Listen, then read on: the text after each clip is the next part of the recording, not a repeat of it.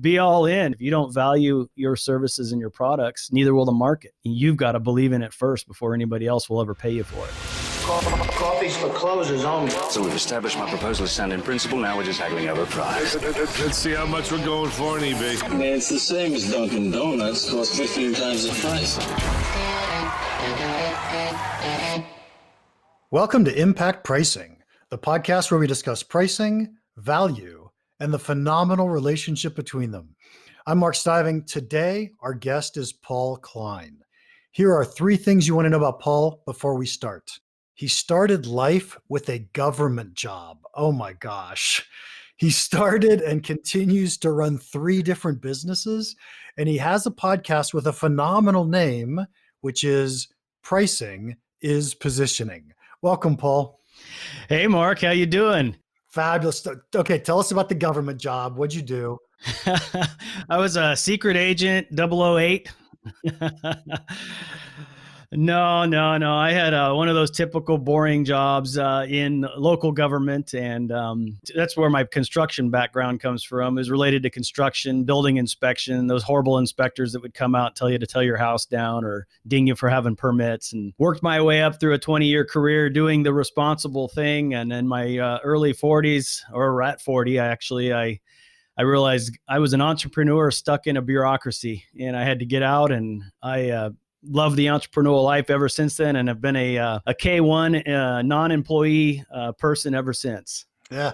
So what I love about that story, though, and you didn't actually tell everybody, I pieced it together on your LinkedIn page, but you could tell us, you took the expertise of what you learned in your 20 years as a government employee and said, hey, I can now apply that to something else. Basically able to take, the expertise that I had garnered over a 20-something year career, actually a little more if you count before my government work.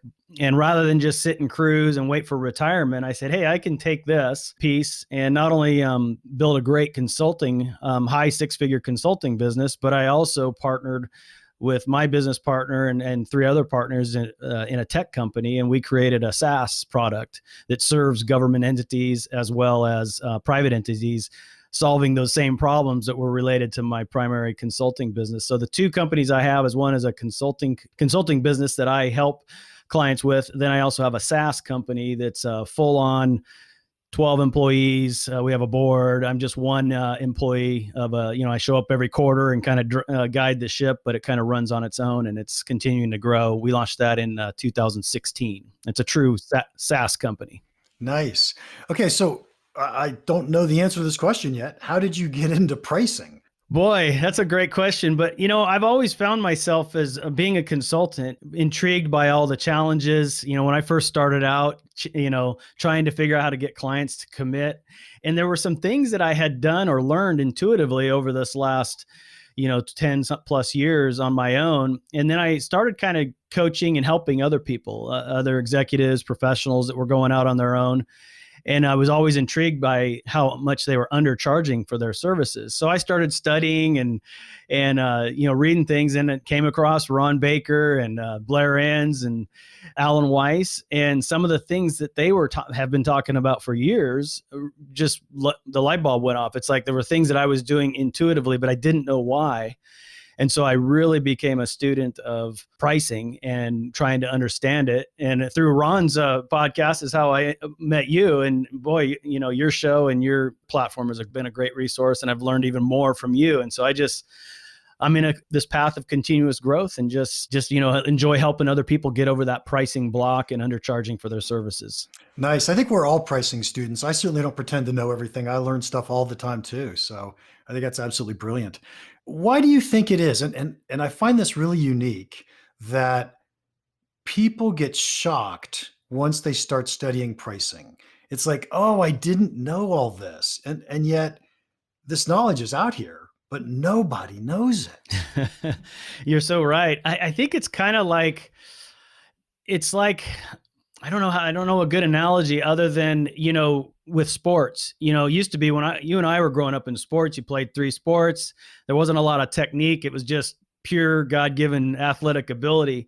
But now you couple that with structure and methodology that have been proven, and a lot of people don't know that. And so when you have a naturally gifted person get the right coach that has that background and the technique and the psychology and behavioral economics behind it that really pieces it together, then it's like, oh, that's why I can hit a ball another, 200 yards or, sprint a little faster because I'm working the right muscles and so forth. And I think it's the same thing in pricing. It's not very many people realize there's actually some methodology and structure behind all this.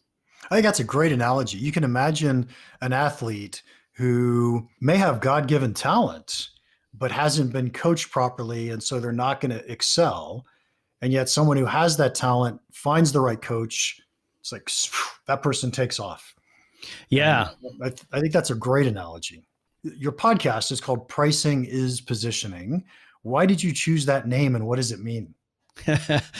I was again studying. I launched the podcast about a year ago. I think both of us launched our podcasts around the same time. And I was looking for a name, and I wanted to do pricing, and I wanted to do something around consulting and pricing because my niche audience is consultants, freelancers, solopreneurs, and I wanted to do something that rang a bell with them. One day I was just searching for names, and I was reading Blair's book, Blair Ends, Pricing Creativity. And there was one spot in his book, and it's only in one spot. And I just read it and I highlighted it. And I go, that's the perfect name for my podcast.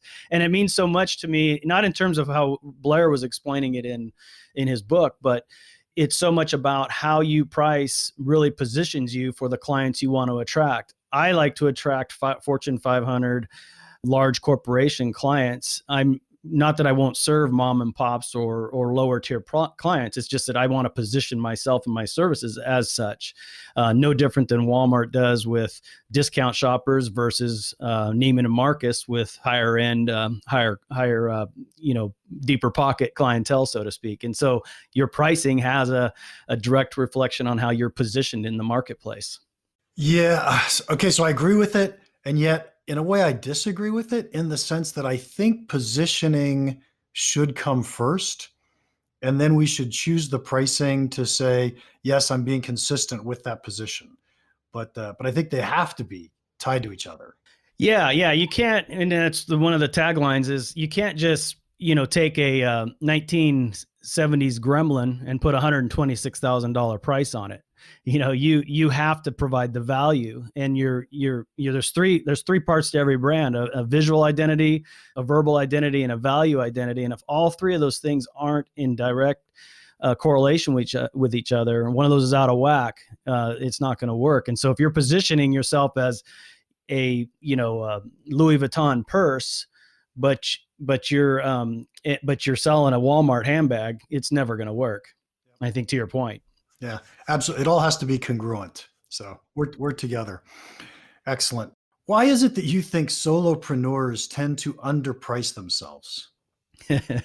I think we all do this, and I've been guilty of this in the past, is that whatever we're close to and we take for granted, we don't value. We tend to devalue it because it's common to us. And what I say is that what is common to us is golden to somebody else.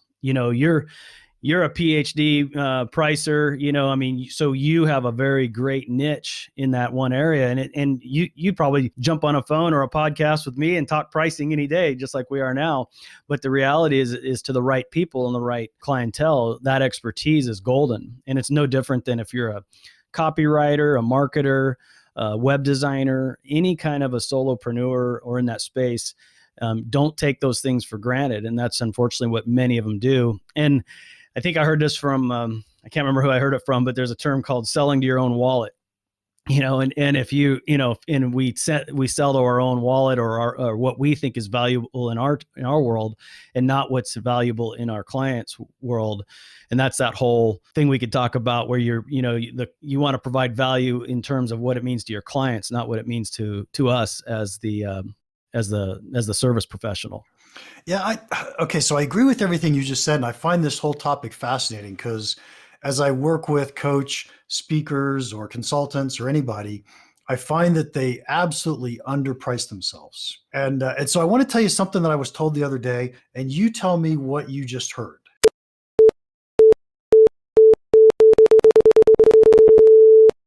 Time out for a quick ad. If you're currently working in a subscription business, I'm guessing this is what your world feels like. Oh my gosh, the CEO just said we need to grow faster. I already have too many things to do. Now what are we adding? Which of these things should I be doing? If I only sleep 4 hours and I come in earlier, I can get more done. Well, here's my advice. You can go with the flow and do what you're told. I mean, doing busy work and doing what other people tell you to do isn't the worst job in the world. After all, I used to dig ditches for a living. Or there's a better alternative. Take responsibility. You determine what drives your product's growth. When you choose the right activities and then execute them well, it boosts your career. To help you drive your product's growth, we put together a powerful online course called Accelerate Your Subscription Business. This course provides you the framework that helps you decide which of your tasks are most important right now. Most importantly, though, it helps you think strategically about your subscription business, not just about your tactics. The course is only $500. What a tiny investment considering what this could do for your company and your career. To learn more, go to www.championsofvalue.com. I look forward to seeing you there. So if somebody asks me what my price is, I usually make up a really big price and I say it. And someone came back to me the other day and said, yeah, but Mark, you never negotiate. What does that mean? Your client is saying to you that you never negotiate? Yes. Well, that means two things to me. You've positioned yourself to command that greater value, and you're not wavering on your value. So what's fascinating about it is no one asked me to negotiate. Ah, okay. And I think what it is the confidence with which I state a price. People just say, oh, yeah, that's going to be the price. Mm-hmm. Nobody ever asked me for a discount for anything. Yeah. And so what I love about that, by the way, I'm not bragging about it by any means. What I love about it is I'm just saying, if we can deliver and say something with confidence, people tend to believe it. Yes. And I think that's the other piece that I didn't touch on a minute ago, and that's mindset.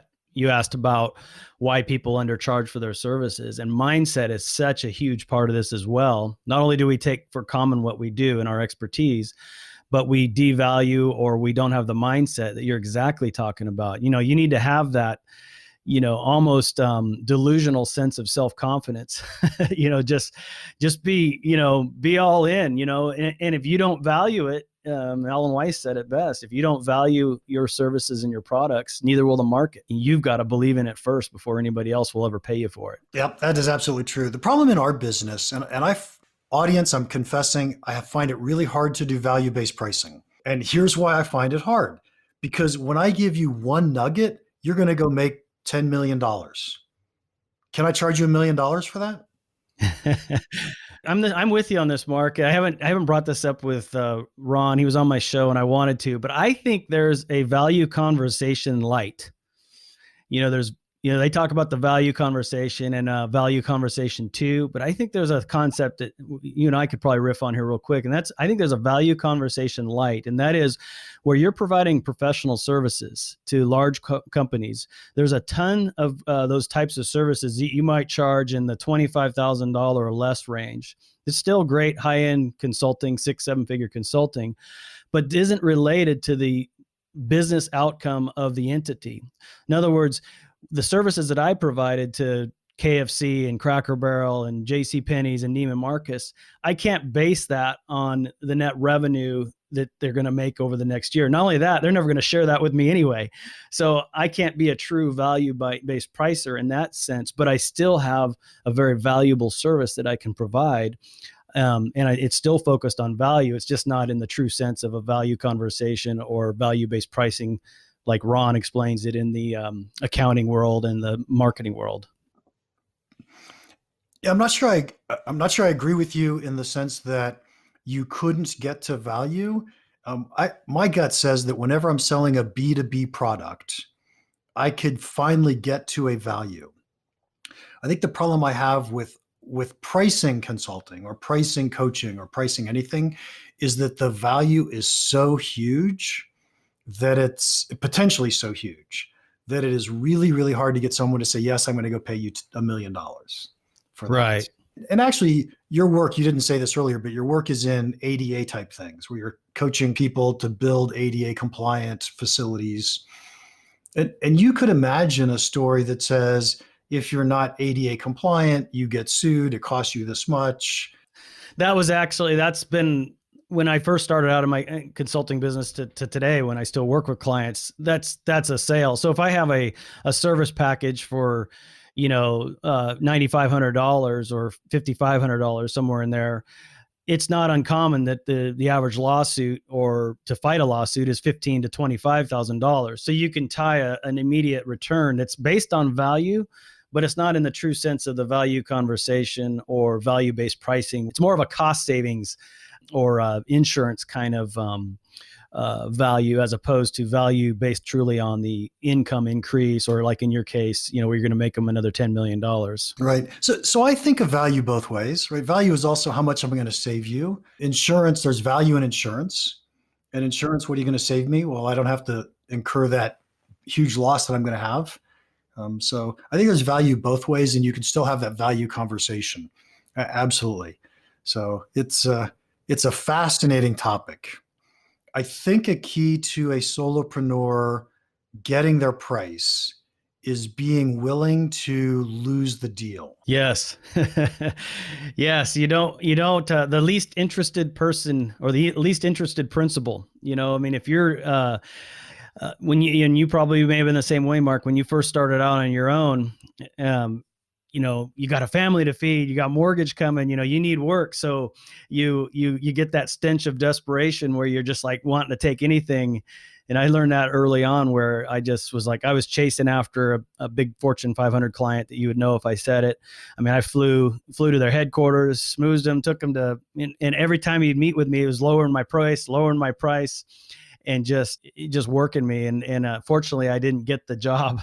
But early on, it just proved the point that I was too interested and I wasn't willing to walk. And your clients can smell that a mile away.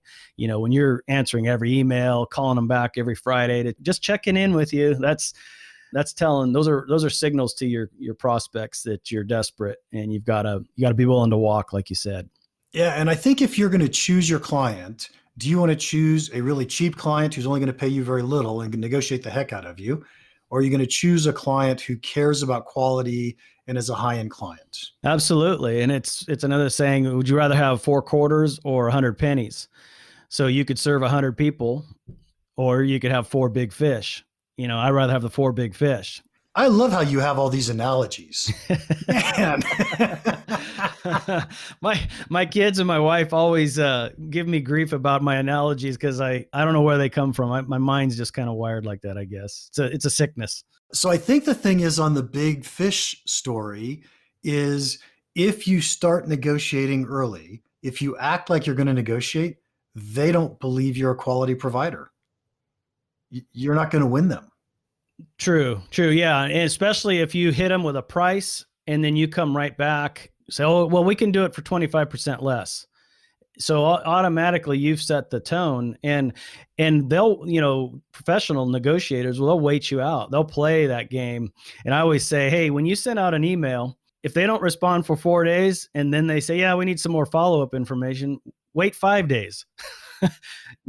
Don't, play that game, call them back 2 days, or I'm going to be gone next week. I'll get around to it when I can, and you just kind of have to, there's a little bit of, I don't want to say dishonesty, but there's a little, ethical, whether you want to fib or not, but I mean, you don't want to fib or be dishonest, but at the same time, you don't want to rush to every little whim that they're asking for.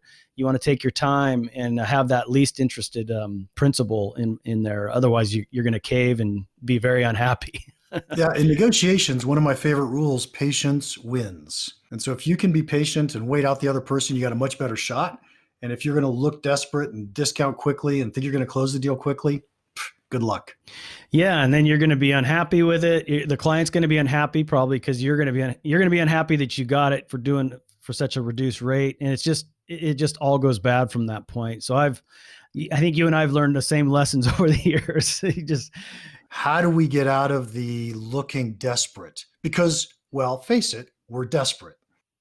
Yeah, well, I think you have to be, whenever you make a pivot or whether you've already made a pivot, I teach, you need to have 3 pillars of revenue for every successful solopreneur consulting business. And in order to ride out those highs and lows and be able to pick and choose your clients, if you're just solely trying to survive on the 4 quarters principle, sometimes you have to ride out 2 or 3 quarters to get those big fish. So you've got to have the revenue or the runway to ride those out. And so you either need, before you need to make a pivot, make sure you have a severance package or 6 to 8 months savings, so that you can strategically say yes to the right clients and no to the wrong clients. And you're not under all that pressure. Because if you just make a jump with no plan, no runway, no savings or severance, and you're automatically in crisis mode right from the get-go. So that sets the tone for your consultancy. You're behind the 8 ball already. So the 3 pillars of revenue is your high-end consulting, which I talked about. That's your standard, stuff like you're doing, Mark. And then the second pillar is having an online presence of and productized services, much like you do. You have the online community and your courses. So you have that second pillar. And I believe you have the third pillar too, and that is live events, conferences, workshops, training. And so that's what's really made my business really thrive in 2010, as I started doing live training with online education with my consulting, and all 3 of those things working together symmetrically was able to keep those highs and lows of the revenues. So I could take a steady paycheck through the high-end consulting because I had online and live events going on all at the same time, and just continue to see the growth pattern go up. Yeah, and those 3 things play off of each other really well. They do. That's how everybody asks, how'd you get that, your first Fortune 500 client? Well, I did a 4-day training event in Pleasanton down in the Bay Area, and lo and behold, Yum Brands sent some staff to it and developed a relationship. Boom, Yum Brands, then Target, then Neiman Marcus, and it just goes from there. So were you doing public events? What do you mean public events? Where you would book the room and sell individual seats and... Yeah. What I did is I've done a couple different things. I've done 2-hour kind of just informational things like at Chamber of Commerce, or industry deals, or I've done full day courses. And then I've also done like a 4-day training workshop, quasi conference. I really like the workshops, and I think that's where you get a small group of 10 to 15 people and really deep dive. It's not just a conference where you just come and watch a bunch of people speak, but you're actually working through a business result with them. Those are my favorite things to do too, without a doubt. And I was working for a company called Pragmatic, where that's what they did for a living, was training. Mm-hmm. We would either train companies, or we called them public classes, where we would get our own room and bring people in. That looked like a lot of work to me. So I don't do that. I just do it for individual companies. So they deal with all the logistics. Yeah. I've done both. I was real careful not to cannibalize my own. So usually my rate to have me come in is higher than, because I do it myself. But I mean, you can get a conference room, with 50 people, 10,000 with, for 4 days with food. I mean, it's not crazy hard to do. Once you've gone through it a few times, it's not that difficult. And our live event now, we when we first started out 10 years ago, we were in the $600 or $700 range. We're charging $2,000 per person, and we get about 50 people to that event twice a year. So that's a nice little supplemental income into the consulting business. Yeah, that works nicely.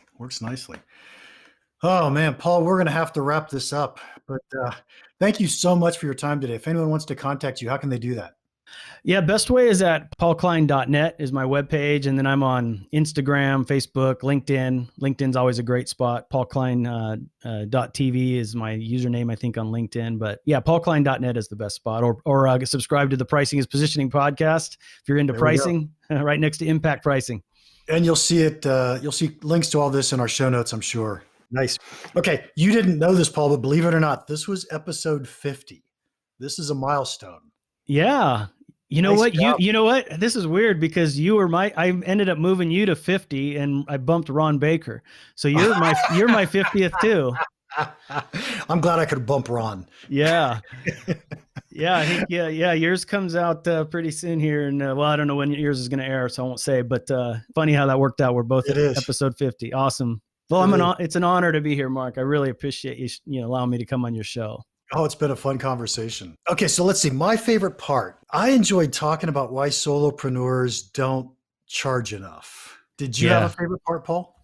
Yeah, that's probably I like that part. I definitely like that. I also liked I think the value conversation light for people like yourself that don't truly 100% base your fee on the $10 million mark, where you got to get into sharing financials and everything, but you're still providing value, but it's value conversation light in terms of how you actually base your fee on. Yeah. And at a high price. That's the key. Yes. Yeah. So nice.